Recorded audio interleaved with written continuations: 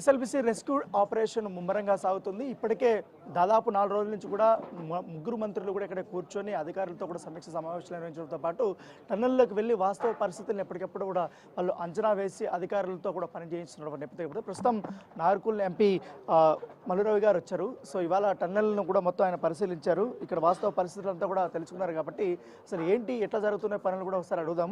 Sir ఏంటి 5వ రోజు ఇవాళ ఒక పక్క ఏమో రాజకీయ విమర్శలు చేస్తున్నారు, ఒక పక్క మీరేమో అధికారులతో కానీ ఆర్మీతో కానీ ఎన్డీఆర్ఎఫ్తో అందరితో కలుపుకొని మీరు పనులు చేపిస్తున్నారు. ఎట్లా జరుగుతున్నాయి సార్ పనులు?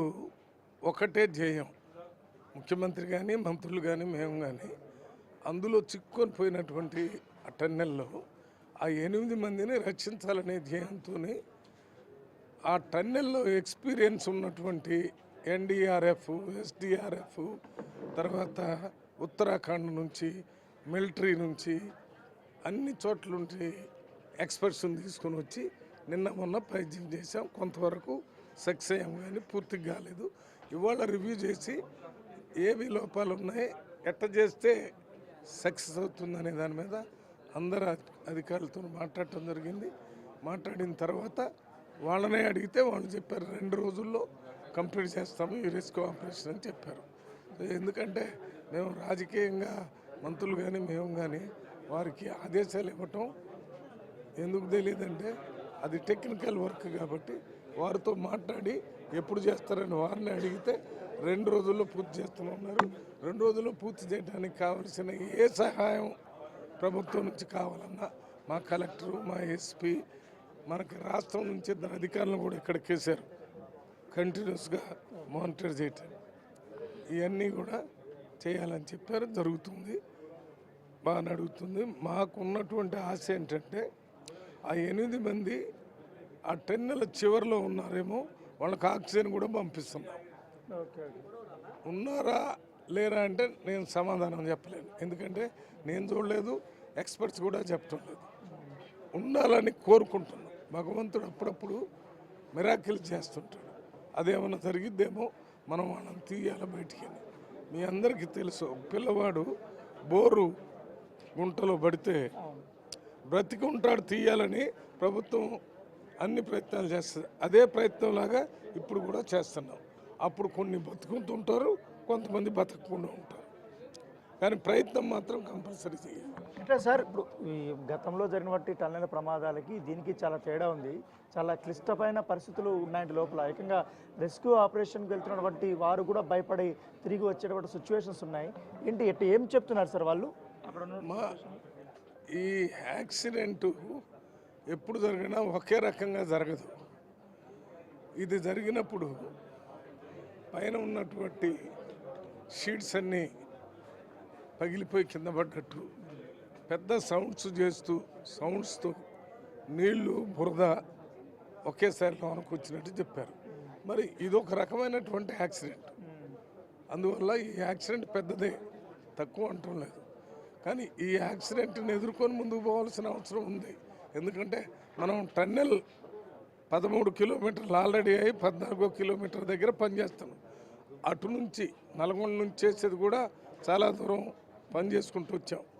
కానీ ఎప్పుడో పూర్తి కావాలి. కానీ బీఆర్ఎస్ ప్రభుత్వం వారికి బడ్జెట్ ఇవ్వకపోవటం వల్ల ఆ పని ఆఫ్ చేసి వాళ్ళు కూర్చున్నారు.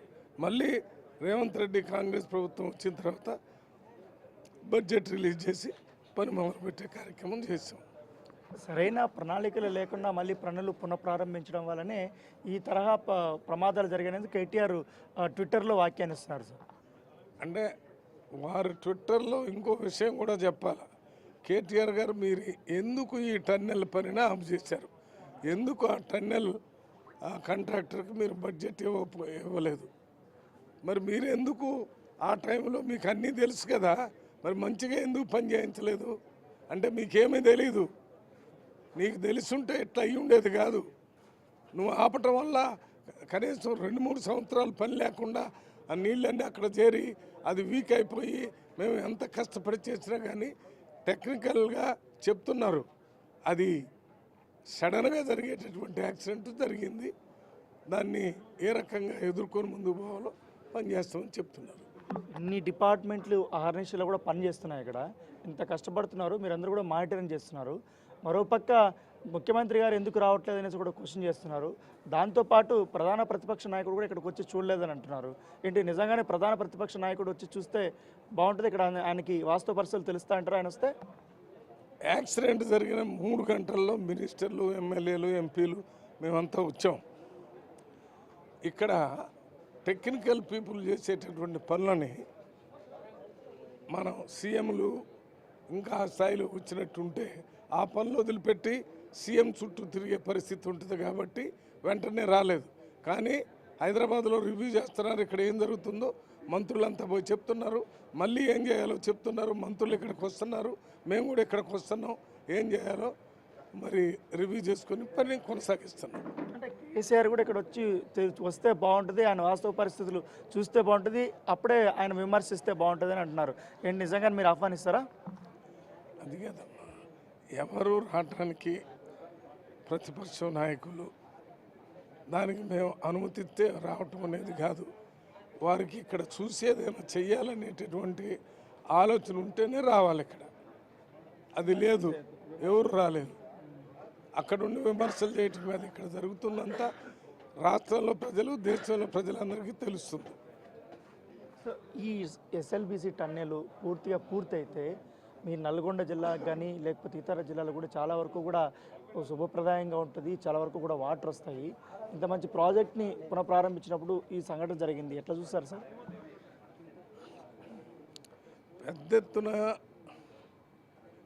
సాగునీరు, తాగునీరు ఈ ఎస్ఎల్బీసీ ద్వారా అక్కడ నల్గొండ డిస్ట్రిక్ట్కి వస్తుందనే ఉద్దేశంతో ఎంత రిస్క్ అయినా పర్లేదు, ఎంత ఖర్చు అయినా పర్లేదని ఈ పనులు తీసుకొని పనిచేస్తున్నాం. దాని తర్వాత ప్రజలకు ఉపయోగపడుతుంది. మనం పెద్ద పెద్ద ప్రాజెక్టులు చేసేటప్పుడు అప్పుడప్పుడు కొన్ని యాక్సిడెంట్లు జరుగుతుంటాయి, చూస్తూనే ఉన్నాం. కానీ అది మానవ తప్పిదం వల్ల జరిగిందా, ప్రకృతి వల్ల జరిగిందా? ఇది 100కి 100 ప్రకృతి వల్ల జరిగిందని అందరికీ తెలుసు. మానవ తప్పిదం అయితే లేదని అందరూ అనుకుంటూ ఉన్నారు. సో రెస్క్యూ ఆపరేషన్ ఎట్లా జరుగుతుంది సార్? ఇంకా ఎట్లాంటి ప్రణాళికలు వేయబోతున్నారు? 2 రోజులు టైం పెట్టుకున్నారు కదా.